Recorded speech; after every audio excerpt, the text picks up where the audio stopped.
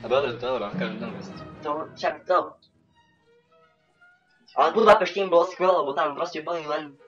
Slováci. No, len takí ľudia, ktorí vieš, nie sú tým presvítení. Už niekedy sa ľudia sťažujú aj na Čechy. Neviem, kto to minulé písal, neviem, či Sven alebo Vedok, neviem, že v Čechách ma to už tak nebaví, tam už nás majú plné zuby. No, myslím tým ľuďom. Však nech teda aj na Slovensku. Však presne.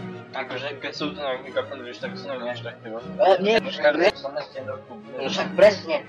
Alebo aj by som zmestil, podľa mňa. Či už mali prekážku hentom. Tak to je káva, na ukážu. Však na tým som bol. A to ich nenakúkajú, kde to oni. Napríklad, do novej pekárne. Normálne, ja.